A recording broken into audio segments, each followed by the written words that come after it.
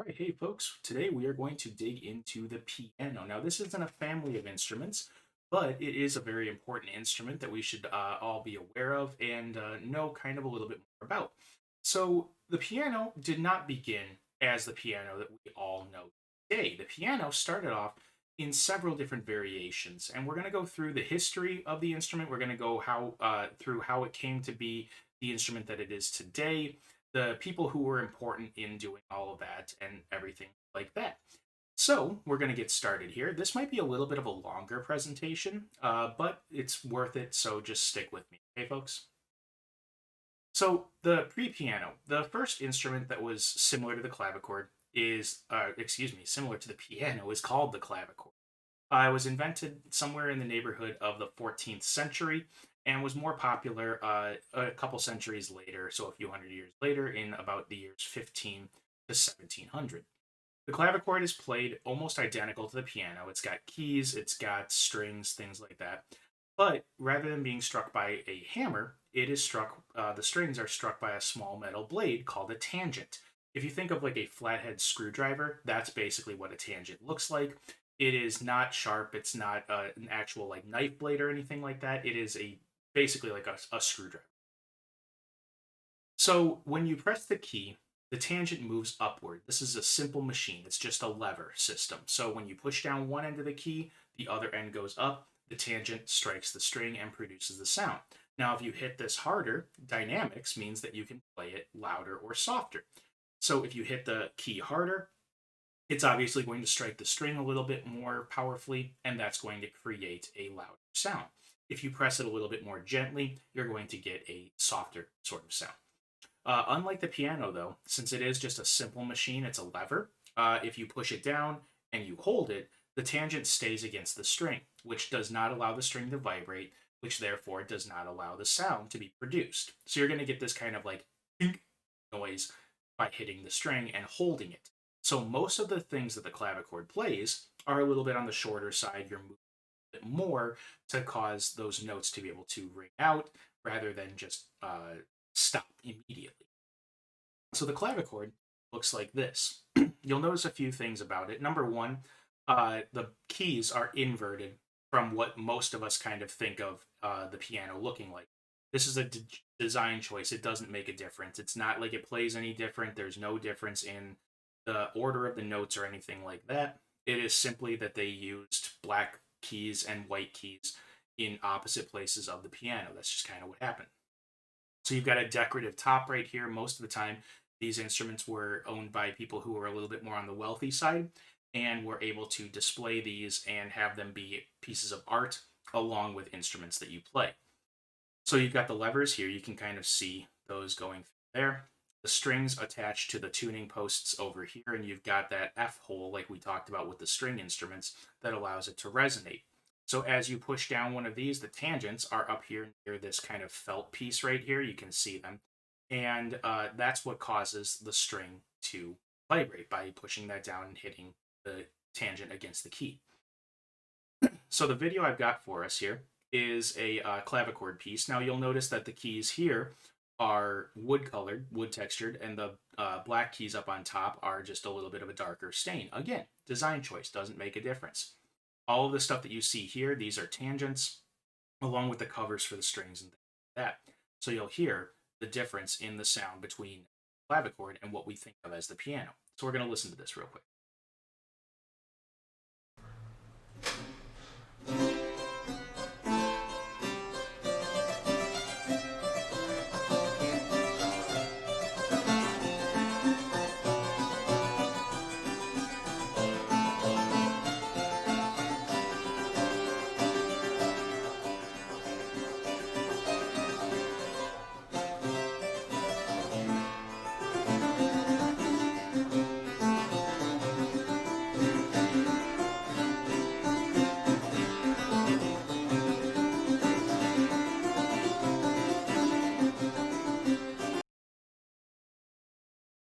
So now as you were watching, you could see that those levers were moving up and down as the player pressed the keys, and it struck the strings that are strung across the clavichord just like that. Now it's a very different sound, but you could hear that as he played lighter, it played softer sounds. As he hit those keys a little bit more hard, a little bit more powerfully, it gives you this louder sort of sound. So that's the clavichord. The next iteration was something called the harpsichord. So the harpsichord was invented somewhere in the general neighborhood of the 16th century and became popular around the same time as the clavichord. They were two parts of the same kind of an idea. So it's similar, they're both keyboard instruments, but the harpsichord mechanism, the way it plays, is a little bit different than that of the clavichord. So on a harpsichord, a key is pressed, a small piece of quill, think like a porcupine quill, moves up.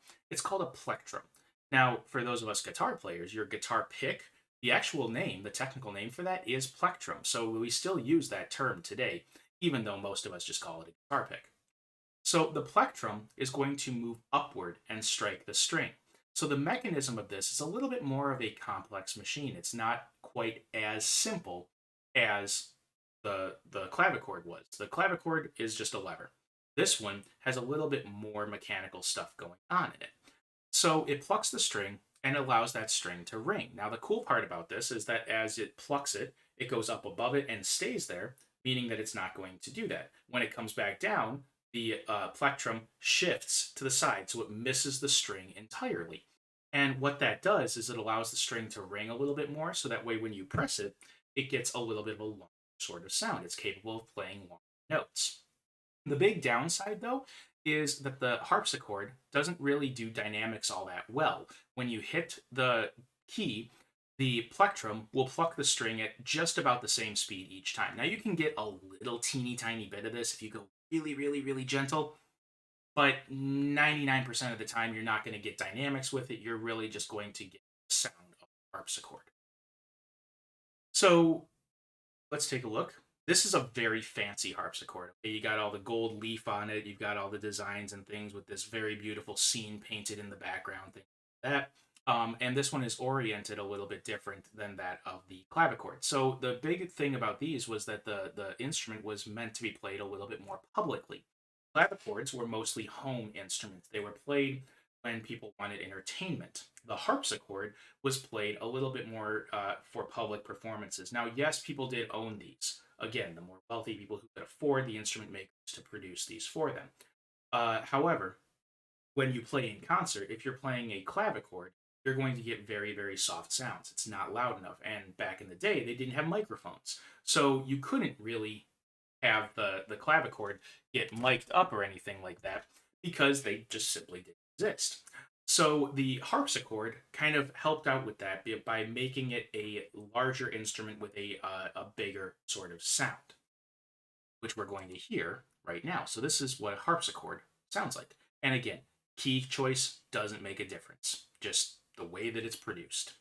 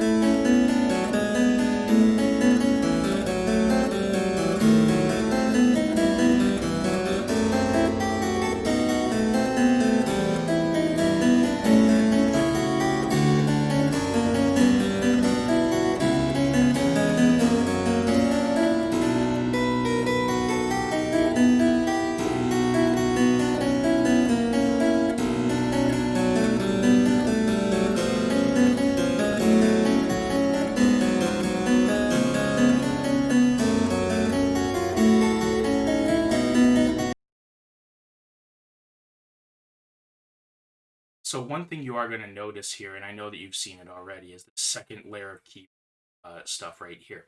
Now, there's a couple different reasons for that. So sometimes the higher notes are played on the top rack of keys. Uh, Sometimes they are the same pitches, and that allows you to play louder down on the bottom because you're hitting two sets of strings and softer up on top because you're only hitting one. It really depends on the version of harpsichord that you have and kind of what you need that for. This particular harpsichord that's in this video, I'm not 100% sure which way it is, but there are different options for it. So that's kind of what that second rack of keys is for. So now we have to talk about this gentleman right here. His name is Bartolomeo Cristofori. The Di Francesco part is because he's French and Italian. So Bartolomeo Cristofori was credited with creating the first modern piano around the year 1700. So this is a really important thing because up until then, there were many people who were clavichords and harpsichords and early versions of the piano. However, it's very unclear, but most scholars tend to think that Bartolomeo Cristofori did not know about the other people who were attempting to make pianos. He was the one who created the mechanism that we're going to see in just a little while here. That is what makes the piano the piano. So, unfortunately for him, the piano was one of those instruments that, like, they built it and people embraced it, but it wasn't super duper popular until about 100 years later. So, around the year 1800, when pianos were a little bit more widely used. But, like I said, Bartolomeo Cristofori is a very important figure in the world of pianos because he is the one who created the mechanism and is largely credited with creating the first piano. So, the original name of the piano, a fun little fact here for you, is the piano forte. What it does is it takes two music terms and combines them together. Piano meaning soft in dynamics, forte meaning loud. So what it can do is the piano forte can play many different ranges of dynamics. It can play a lot of different ways and sounds because of the complex mechanism that Bartolomeo Cristofori invented. So it kind of bridged the gap between clavichords being able to play dynamics and harpsichords having a louder sort of sound. So the piano works, and I'm going to show you how the piano actually works. Normally, if we were in class, I would bring you up to the front of the room and I would show you the insides of the piano, which would be awesome. But unfortunately, we just can't do that right now. So it works like the clavichord and the harpsichord. You press a key down. Now, the lever system is still reasonably simple, but the remaining mechanism, as you'll see in a couple of moments, is very, very complex. So, when the key is pressed, a small felt covered hammer is going to be pushed upward to strike a string. So, unlike the clavichord, the mechanism allows for the hammer to bounce off the string, which lets the string have a louder sound and it plays a longer tone. It can ring. Now, unlike the harpsichord, the hammer is soft enough to play very quietly. It's not a fixed, rigid piece of quill. It is a hammer that can hit the string very powerfully, or it can just tap it and give this nice light sound.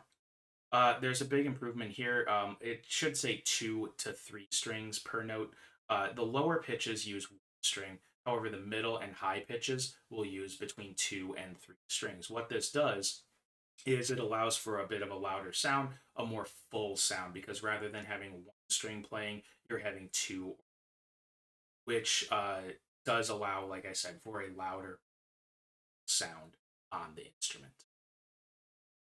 So there are two general versions of the piano. The version that you see over here on the left is the grand piano. So the grand piano is one that is more of a concert instrument. This is what you'll see if you ever watch a orchestra play that has a piano solo or a piano. 90% of the time, you are going to use this because it's larger, it's a little bit louder because of the size of it. Play a little bit bigger sounds. Plus, it's got the lid that you can open like that. This part right up here, you can see the lid. And the lid will help the sound to come up and project off the piano out to your audience. So what that does is that when you orient the piano, you would have the sound being able to wash out towards the audience, which makes it a much louder and more direct sort of sound. Now, the upright piano here, this guy, is a little bit more on the affordable side. It's one of those ones that you could have in your home. Not nearly as expensive as great pianos. They're not nearly as hard to come by. So the upright piano was constructed to take the regular piano and instead of having it lay flat, they tilt it upward. So the mechanism is a little bit different. The hammer will go forward as opposed to up, but that's not really a big deal. The big thing with the upright pianos, though, is like I said, to make them affordable for for everyday people to be able to have them. So rather than having to be wealthy enough to buy a really fancy harpsichord or clavichord, piano, you have these upright pianos that are not nearly as fancy, but still able to be purchased by everyday people to be able to be able to play piano and be able to have their own instrument. These were invented before the days of keyboards, like the one that's back there. You can buy keyboards now for very, very cheap. But back in the day, before keyboards were invented, we didn't have the luxury of being able to go and spend, a couple $100 on a decent keyboard. We had to buy real pianos that have strings and soundboards and mechanism and all that kind of stuff. So that's one of the big reasons that the upright piano came about here. So we've got this video right here. Now, I do need you guys to bear with me, and this video is going to be a little bit on the long side, but it is very important because it shows you very clearly how the piano mechanism works. So I really hope that you take a moment to watch this. I will turn the speed on the YouTube video up a little bit to try to speed this up. However, this animation, like I said, it shows you all the parts that are going into creating this, because this whole thing right here is for every single key. All 88 keys have this same mechanism built in. And what it does is it's going to show you how the piano actually plays. All right. So, like I said, it's a few minutes of watching this part of the video, but I really hope that you watch it and see what this piano mechanism actually looks like. Here we go.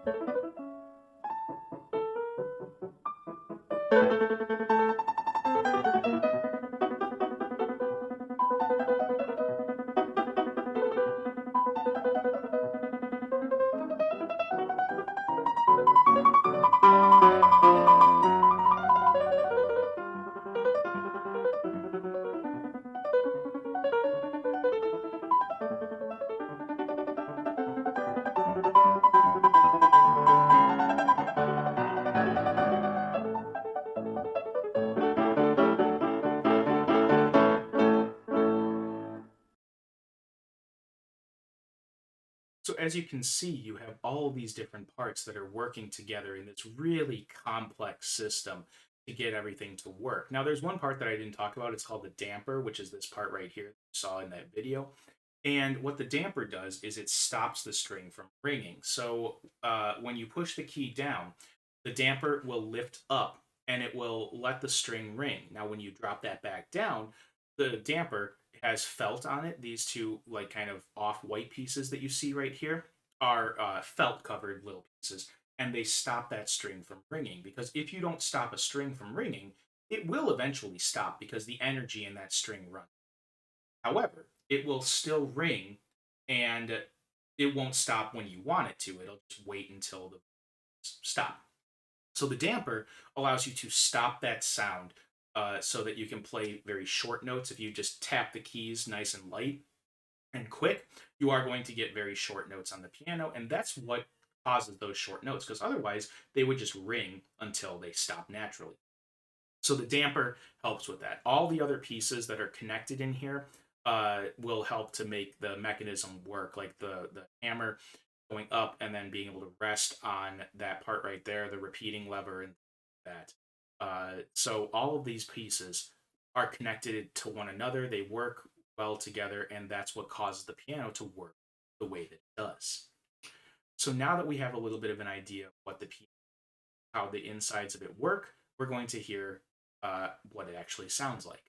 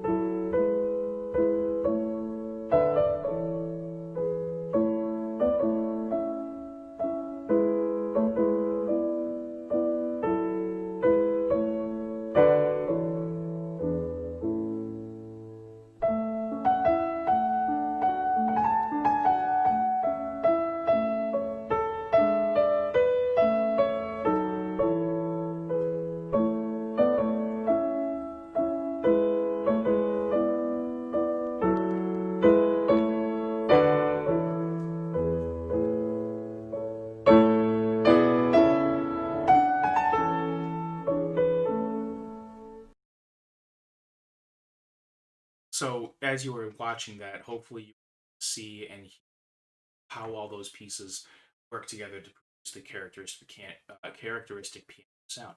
Now there is one part that I want to go back a couple of slides and show you real fast before we're finished with this video here. There are some pedals on the piano right here that I didn't talk about just yet. So the pedals serve a very important purpose.